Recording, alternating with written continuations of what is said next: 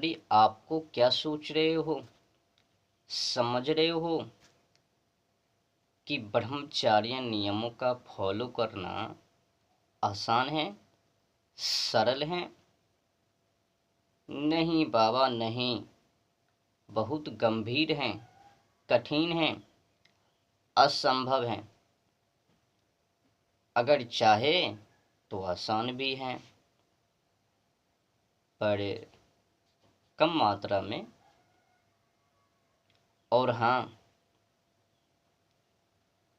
जो ब्रह्मचार्य हैं, ब्रह्मचार्य कोई गुड्डा गुड़िया की, चिलबिल्ला चिलबिल्ली की, चुन्ना चुन्नी की खेल कूद का मैदान नहीं है।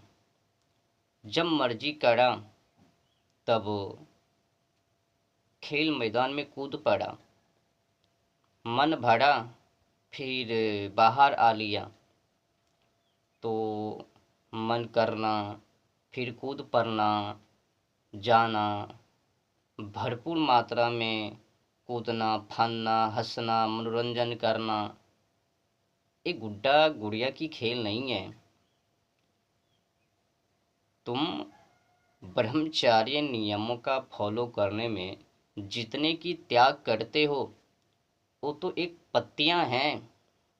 ब्रह्मचार्य तो एक बहुत बड़ा विशाल वृक्ष है। तुम जो भी त्याग करोगे ब्रह्मचार्य नियमों का फॉलो करने में, वो एक पत्ता मात्र ही होवे, विशाल वृक्ष नहीं। तो समझ लो कि ये ब्रह्मचार्य क्या है।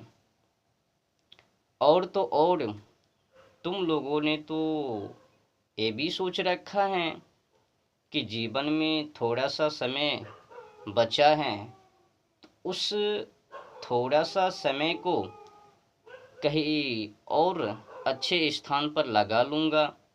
लगाना है, कई अनेक उपक्रम हैं वहाँ पर मैं लगा लूँगा।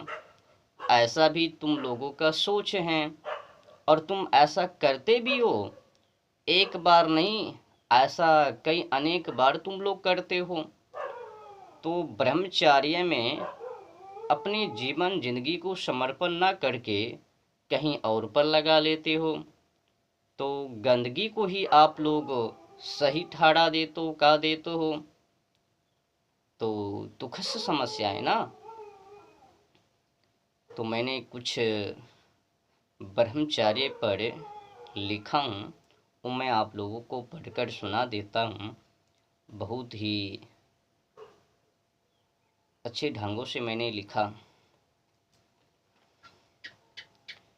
तो आगे बढ़ता हूँ, मैंने क्या लिखा वो पढ़कर मैं आप लोगों को सुना देता हूँ। तो थोड़ा सा समय है जीवन में, उसको इन कामों में नहीं लगाना है, माने कि ब्रह्मचार्य में। तो समय लगाने के और कई अच्छे स्थान हैं, उपक्रम हैं, लेकिन हम सब बड़े कामुक लोग हैं, भोगी लोग हैं। हम सब बहुत ही बड़े कामुक लोग हैं। आदमी का मन कामुकता से बुरी तरह से ग्रस्त हैं और उसके दो प्रमाण हैं। पहला तो ये है कि तुमने अपनी पूरी व्यवस्था को और अपनी पूरी संसारिक जीवन व्यवस्था को काम वासनाओं से जोड़कर रखा है। और उससे भी बड़ा प्रमाण यह है कि तुमने आध्यात्म को और ब्रह्मचार्य को भी काम काम से ही जोड़ दिया, जोड़ कर रखा है। तुमने काम को ही केंद्र में रखकर ब्रह्मचार्य को परिभाषित कर दिया। समझो, हमारा मन ऐसा है जिसके केंद्र में बैठा हुआ है काम, वासना, यौन इच्छा, कामुकता, घिनौनी सोच। तो तुमने काम को ही केंद्र में रख करके ब्रह्मचार्य को परिभाषित कर दिया। तो ब्रह्मचार्य किसका फंक्शन हो गया? तो काम का। तो तुमने कहा संसारिक ओ जो काम में उद्यत रहता है, ब्रह्मचारी ओ जो काम क्रीड़ा में उद्यत नहीं रहता है। तो समझ लीजिए आपने अपनी मन में क्या सब बैठा कर रखा है। तो कुल मिलाकर बुरा ना मानो तो होली है। अब जो ब्रह्मचारी ब्रह्मचारिणी आज के समय में ब्रह्मचार्य नियमों का पालन करने के लिए चाह रहे हैं, ऐसे तो आज के समय में ब्रह्मचार्य नियमों का पालन करना असंभव है। पूछो क्यों? तो आज माहौल ही कुछ ऐसा है कि नियमों को पूरा करने ना दे पावे। आप जहाँ पर भी अपनी नज़र को डालो, आप जिससे भी बात करो, आप जहाँ भी चले जाओ, तहें मिल जावे। देखोगे पाओगे हाफ पैंट में माँ पिता के लाडली पड़ी, केस को फैला के हाफ पैंट में और आकर्षित भरी मुस्कान को दे रही है। और टीवी सीरियल मोबाइल पर तो है ही, वीडियो के बीच बीच में प्रचार के माध्यम से प्रचार कर रही है, टकाटक बोल रही है, केस को फैलाकर ऐसा लगता है कि अब निगल ही जावे। तो वासना को भड़काने का काम ये मोबाइल के प्रचार, टीवी के प्रचार और समाज में जो हाफ पैंट में घूम रही हैं, तो अनेक समस्याएं।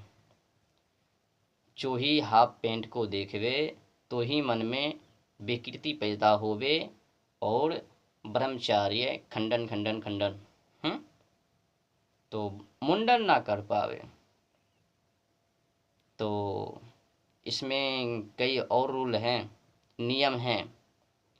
अगर कोई विवाहित हैं, शादी किए हैं, तो उसके के लिए नियम भी हैं। मैंने उस पर भी लिखा है, वो भी मैं आप लोगों को पढ़ के सुना देता हूँ। ब्रह्मचार्य का विवाह से क्या संबंध है? ब्रह्मचार्य के तो काम वासनाओं से भी सब परोक्ष संबंध है, प्रत्यक्ष नहीं। तो ब्रह्मचार्य का प्रत्यक्ष संबंध अगर है तो मात्र ब्रह्म से। एक छोटी सी बात समझ में क्यों नहीं आती? तो ब्रह्मचार्य का प्रत्यक्ष संबंध मात्र ब्रह्म से है, सीधा और कहीं से नहीं, केवल तो केवल ब्रह्म से।